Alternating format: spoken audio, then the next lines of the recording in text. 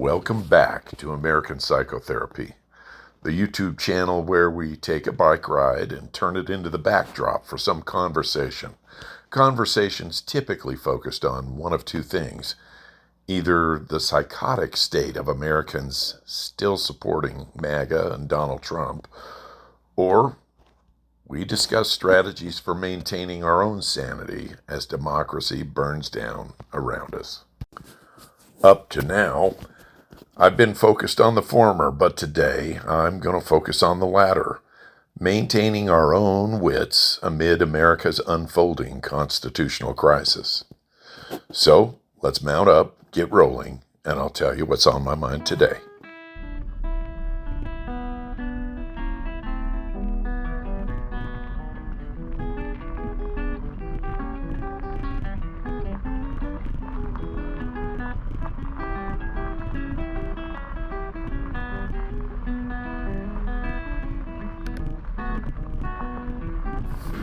And we are rolling again. It is a beautiful day. This is a gorgeous ride. It's a gentle uphill, not too fast. It's just right. And I got some great music pulled together here for this ride. I hope you're going to enjoy it. I know I am.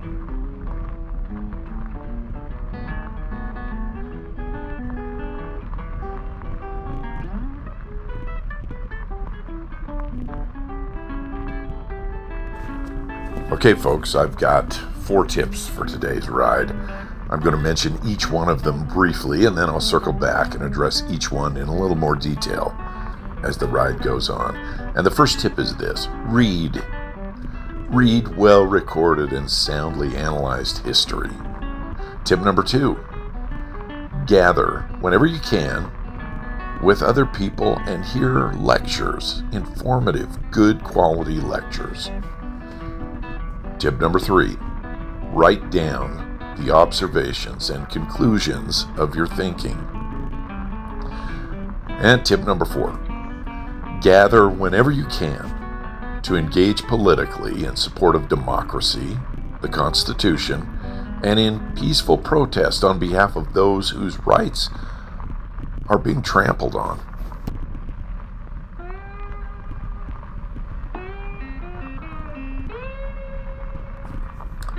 All right, folks, let's get on to tip number 1. Read well-recorded and soundly analyzed history. I've got 3 book recommendations here for you. Let me talk to you about them briefly. The first is Rebellion, subtitled How Anti-Liberalism is Tearing America Apart Again, by Robert Kagan. Robert Kagan is a columnist, a scholar, and a U.S. foreign policy analyst. He's a senior fellow at the Brookings Institute. This book chronicles the historical pendulum swings between liberalism and conservatism, which Kagan more accurately describes as anti-liberalism. He examines these political swings from America's inception through the present day, acknowledging that from the time of America's founding, Americans have never been fully committed to the founding principles of equality for all Americans. Book recommendation number 2 is Jesus and John Wayne: How White Evangelicals Corrupted a Faith and Fractured a Nation, by Kristen Kobus-Dumez. Kristen Kobus-Dumez is a professor of history at Calvin University and a senior democracy fellow at the Public Religion Research Institute. She has written extensively for the New York Times, for the Washington Post, NBC News, Religious News Service, and Christianity Today. Jesus and John Wayne is a sweeping account of the last 75 years of white evangelicalism, showing how American evangelicals have worked for decades to replace the Jesus of the Gospels with an idol of rugged masculinity and Christian nationalism. Jesus and John Wayne examines why and how evangelicals have rallied behind the least Christian president in American history and how they have transformed their faith in the process, with enduring consequences for all of us in America. Okay, my third book recommendation is How Democracies Die: What History Reveals About Our Future. The co-authors are, first, Stephen Robert Levitsky. He's a professor of government at Harvard University, a senior fellow for democracy at the Council for Foreign Relations, and he also is a senior fellow at the Kettering Foundation, an American nonprofit research foundation. His co-author is Daniel Ziblatt. Ziblatt is an American political scientist and Eaton Professor of Science of Government at Harvard University. He studies democracies, their infrastructure, and their procedural functions. How Democracies Die examines documented contemporary democratic backslides, how elected leaders have gradually subverted democratic processes to increase their own power.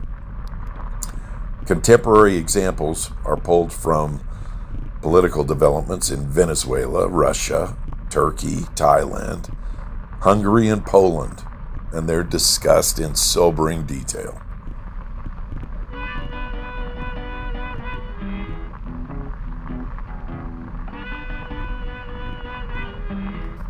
Okay, let's move on to my tip number 2, which is attend whenever you can a good, solid, informative lecture. Now, how do you do this? Well, if you've got a university in your town or anywhere nearby, there's a place to start. If you don't, then try a community college. If that's not available, then head for your local library. If you strike out there, then I guess what you got to do is go online in search of resources. And that's not bad, because there's a lot of good quality lectures to be heard online, and I'm going to share one of them. Yale University. If you look up Yale University and Yale courses, you will find a variety of lecture series, and American history is a subject where there are a number of courses that are offered, and they're free, they're online. In particular, the Devane Lecture Series features a 25 lecture course from Yale. It's called Can It Happen Here Again? Yale, Slavery, and Legacies, a 2024 Devane Lecture Series.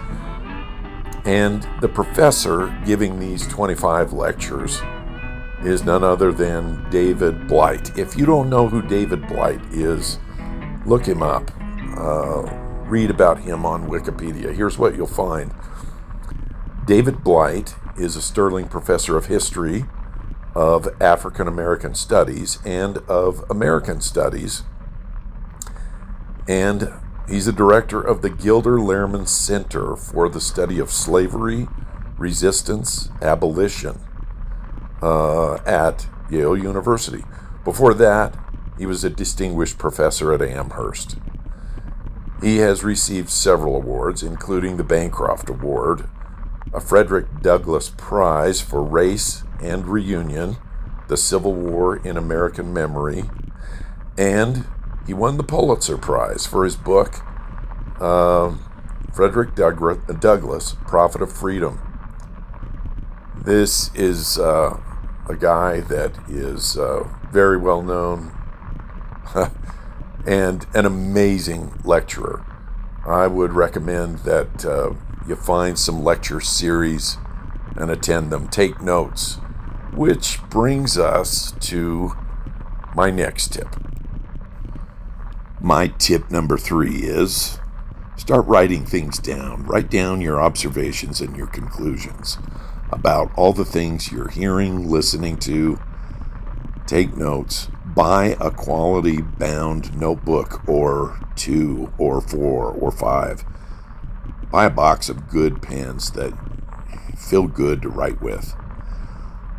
Write things down, refine things, write them down again.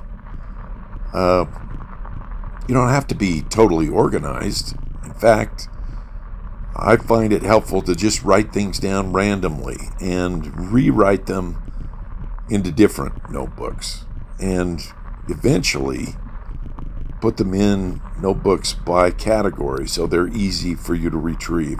I find that writing down my observations and conclusions and my thought process is a therapeutic exercise for me, and it helps solidify and organize in my own mind my thoughts and my observations. So, write things down. Try it out, see how it works for you. Okay, folks. Last tip is tip number 4. Gather whenever you can to engage politically in support of democracy, the Constitution, and in peaceful protest on behalf of those whose rights are being trampled. Stand in solidarity to assert and support the constitutional rights of someone or some group whose rights are being violated or denied at the hand of those in power. Whatever that violation is, discrimination or due process, it shouldn't have to happen to you for it to matter to you. Don't bury your head. Don't turn away from what's happening. Don't pretend the obvious is not really unfolding before your eyes. Know the Constitution. Understand its contents and its function. Call out its violations. Know your rights and know the rights of those dissimilarly situated from you. Stand up for their rights, even if you're hated for it. Be what the world once saw and revered about America, and the coveted, solemnly protected privilege it once meant to be an American citizen. Okay, gang. All right, let's just do one final review at the end of this ride of what we covered today. I had 4 tips for you. Tip number 1, read. Read well recorded and soundly analyzed history. Tip number 2, gather as often as you can with others to hear good quality lectures. And if you can't, go find some online and avail yourself of the resources there. Tip number 3 is get a notebook, get some pens, start writing things down. Write what you're thinking, write about what you're reading and listening to. Write down quotes. Write it down raw, refine it. See if it works for you. I think it'll be therapeutic. And tip number 4 is gather whenever you can to engage politically in support of democracy, in support of the Constitution, and in support of anyone whose rights are being trampled, even if you're hated for it. All right. I hope these tips will be useful to you. This was a short and sweet ride. For me, hope it is for you. I hope that if you find anything useful here, you'll share this ride with somebody else, start up a conversation of your own, and I hope you'll come along on our next psychotherapy bike ride so I can tell you what's on my mind then. Thanks again.